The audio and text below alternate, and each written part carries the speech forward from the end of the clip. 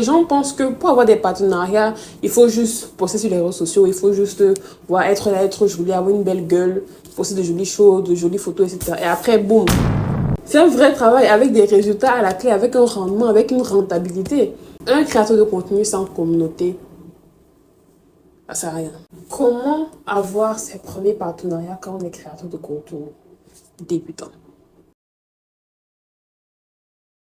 Il y a une différence majeure entre un créateur de contenu qui a 1 million de followers, un influenceur qui a 1 million de followers et un créateur de contenu qui a 1000 abonnés, 10 000 abonnés, 20 000 abonnés, mais 500 personnes actives. Il faut savoir que ce n'est pas la taille des abonnés qui font de vous un bon créateur de contenu.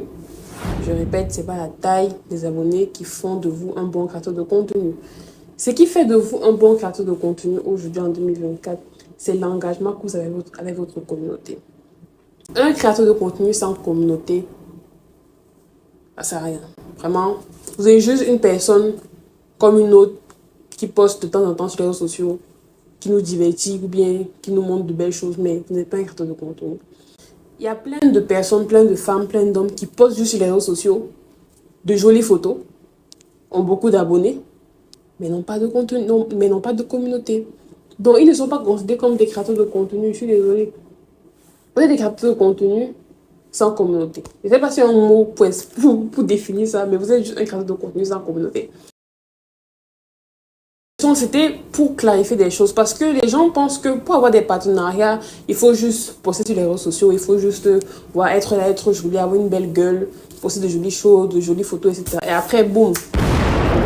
C'est pas comme ça. Aujourd'hui, en 2024, un créateur de contenu fait partie de la stratégie marketing de beaucoup d'entreprises, que ce soit aux États-Unis, que ce soit en Europe et même maintenant en Afrique, ça commence à venir. Aujourd'hui, un créateur de contenu, c'est un des piliers même de beaucoup de campagnes marketing, de beaucoup de campagnes de lancement, de rebranding. On a pu le voir en Afrique. Je vais prendre l'exemple de l'Afrique parce qu'on est en Afrique.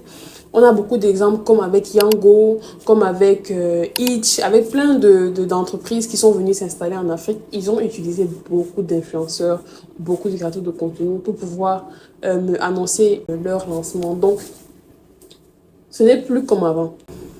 Avant, là, tu pouvais juste poster des photos de temps en temps. Tu as 2-3 abonnés et tout, tu savais. Mais aujourd'hui, là, être créateur de contenu, c'est un métier. C'est un métier. Bon, je dirais pas un métier, mais c'est plus un statut. Parce que la définition, beaucoup de gens se disputent encore autour de ça. Est-ce que créateur de contenu, c'est un métier? Est-ce que l'influenceur, c'est un métier? Bon, je vais faire une vidéo dessus où je vais mieux vous expliquer le concept même d'influenceur et de créateur de contenu. Mais ce n'est pas le thème de la vidéo. Donc, il faut savoir qu'un créateur de contenu aujourd'hui, c'est un travail en fait. C'est pas juste... c'est un vrai travail avec des résultats à la clé, avec un rendement, avec une rentabilité. Si tu veux en tout cas des partenariats, je préfère commencer par là avant de donner les astuces pour avoir des partenariats. Parce que si tu sais que actuellement là, tu ne veux pas faire tout ça, tu ne veux pas rendre des comptes, tu ne veux pas être rentable pour l'entreprise, et tu ne veux pas t'engager pour créer un contenu de qualité. Vraiment, si tu sais que tu ne peux pas faire ça là, ne continue même pas la vidéo. Laisse la vidéo comme elle est là. Et va chercher une autre vidéo qui va répondre à tes besoins. Donc, je te donne 2 minutes pour pouvoir faire ton choix.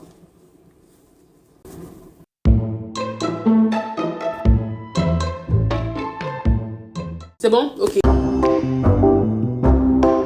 Je répète, il n'y a pas besoin d'avoir 100 000 abonnés pour avoir vos partenariats.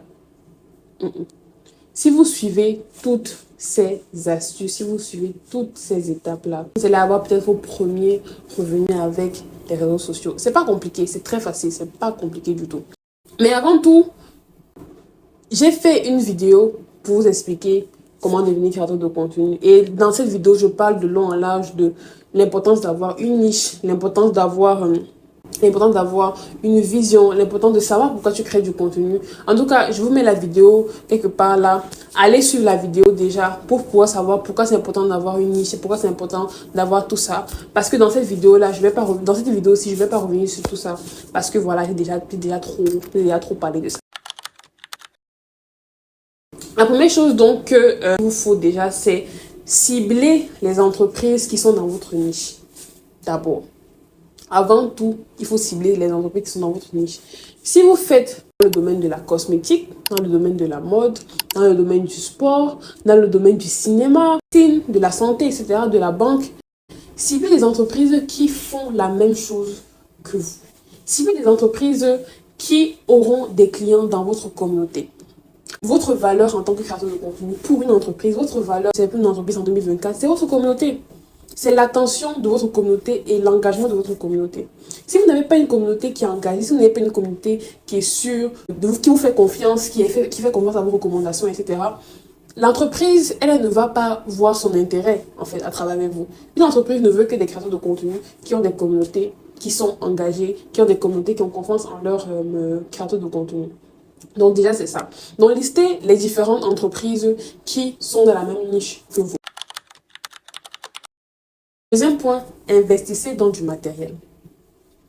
Investissez dans du matériel. Si vous êtes un créateur de contenu débutant, je peux comprendre qu'il n'y a peut-être pas le jet, il n'y a pas l'argent, ok. Mais ayez au moins un iPhone. Si vous ne pouvez pas avoir de caméra, ayez au moins un iPhone. Et au moins un trépied. Aujourd'hui, les trépieds ne coûtent plus une blinde. Franchement, un trépied, un iPhone, ça fait l'affaire. Pour commencer là, ayez au moins un iPhone. Je ne suis pas contre les gens qui ont les Samsung, mais franchement, l'idéal, au final 2024, et un iPhone. Et aussi, soyez créatifs. Ayez des idées innovantes, ayez des idées créatives. Soyez vraiment intéressant, en fait. Faites vraiment du contenu intéressant. Intéressant pour votre communauté et intéressant aussi pour l'entreprise. Parce que l'entreprise ne va pas venir faire un partenariat avec vous alors que vous êtes ennuyeux ou bien vous n'êtes pas différent d'un visuel qu'elle a juste posté sur les réseaux sociaux. Il faut vraiment que vous démarquez de ce que l'entreprise propose déjà. Donc, il y a toute cette réflexion-là à faire aussi. Quand vous faites la liste des entreprises avec lesquelles vous voulez travailler, allez voir un peu ce qu'elle propose déjà comme contenu. Allez voir déjà les pubs qu'elle a déjà eu à faire. Et commencez à travailler déjà sur des idées de contenu que vous allez proposer à ces entreprises-là. En fonction de l'entreprise qui va accepter de travailler avec vous. Donc, c'est déjà ça qu'il faut faire en amont. Bon matériel, maîtrisez les entreprises qui sont dans votre niche et soyez créatifs. Déjà, quand vous avez ça là, déjà bon. Pour ceux qui sont en Afrique, je sais que ça va être très compliqué d'approcher les marques parce que on n'a pas une accessibilité aux données comme à l'étranger ou bien aux États-Unis ou en Europe. Accessibilité aux données, aux mails des directeurs marketing ou bien aux mails des responsables comme et RP des entreprises. On n'a pas ça, donc je peux comprendre que l'approche va être très difficile et il faudra vraiment s'armer de patience parce que ça va être compliqué. Quand vous avez listé les entreprises avec lesquelles vous voulez travailler, il faudra maintenant trouver un moyen d'entrer en contact avec elle. Soit en direct, soit vous allez directement si l'entreprise est dans votre pays, dans votre ville, allez directement dans l'entreprise, allez demander, allez poser des questions, appeler, essayez de trouver le mail. Si vous trouvez des mails, sur LinkedIn, sur des sites, essayez d'écrire, essayez de relancer. Bref, déjà c'est la première façon d'approcher les marques en direct. Allez en présentiel, par mail, sur les réseaux sociaux aussi. Ça peut tomber que un media manager de l'entreprise avec laquelle vous travaillez est assez intéressé et remonte facilement la requête vers son boss. Donc, c'est ces différentes tactiques-là que vous aurez, en tout cas si vous venez en Afrique. En Europe, c'est beaucoup plus facile, je suppose, mais moi, je me concentre sur l'Afrique parce que c'est le secteur que je maîtrise. Mais si, malgré tout ça, vous n'arrivez vraiment pas à avoir vos contacts, il existe des agences, justement, qui lient les entreprises avec les créateurs de contenu. Et vous pouvez maintenant entrer en contact directement avec ces agences-là. Et ces agences-là vont justement faire un audit un peu de votre compte et vont voir, ok, vous pouvez peut-être travailler avec telle entreprise, etc. Vous allez sûrement payer aussi, ça c'est un coût. Vous allez sûrement payer une partie de ce que vous allez gagner à l'agence parce que justement c'est elle qui fait le lien entre vous. Donc il y a aussi cette possibilité-là parce que je sais qu'en Afrique c'est très compliqué d'entrer directement en contact avec les marques. Donc vous pouvez aussi facilement aller directement chez les agences qui travaillent avec les créateurs de contenu et les entreprises. C'est hyper important. Et un portfolio. Et un portfolio spécial créateur de contenu. Ça, c'est des choses, c'est tellement facile à faire. Je vais peut-être faire une vidéo. Si vous voulez, dites-moi en commentaire si vous voulez une vidéo sur comment faire un portfolio quand on est créateur de contenu. Mais c'est hyper facile à faire. Vous pouvez le faire sur Canva. Il y a des sites qui le proposent. En tout cas, faites un portfolio où vous allez justement mettre vos différentes statistiques. Si vous avez déjà eu à travailler avec des marques, vous mettez ça à l'intérieur. Si vous avez déjà eu à partager du contenu et que ça c'est vraiment allé, ça a été viral, vous mettez ça à l'intérieur, vous mettez vos présentations, vous mettez comment vous voyez vraiment votre vision de créateur de contenu. Bref, vous parlez de tout ça dans le portfolio. Bref, je vais vous faire une vidéo, je vais vous en parler, ne vous inquiétez pas. Donc, faites ça pour pouvoir faciliter le dialogue avec la marque. Parce que vraiment, écrire pour dire bonjour, je suis tel, je veux travailler avec vous et je suis prêt à gagner, enfin, je suis prêt à ce que vous me payez, c'est zéro. Aucune marque ne va vous accepter. Parce que déjà, on ne sait pas qui vous êtes, on n'a pas vu votre travail. Vous demandez à la marque d'aller maintenant chercher votre compte sur Instagram, Facebook pour maintenant voir si vous avez... Non, non, non, c'est pas comme ça. Facilitez le travail à la marque. Donnez-leur déjà tout ce qu'elles veulent. Engagement, taux d'engagement, taux de preuve. Donnez-leur tous les taux qu'ils veulent, tous les statistiques qu'ils veulent. Parce que après, ça facilite facilement la prise de décision. Parce que je sais qu'en entreprise, il y a tout qui arrive. Il y a tellement d'informations que pour on traite bien votre demande là, soyez vraiment précis, soyez concis et me donnez toutes les informations dès le début.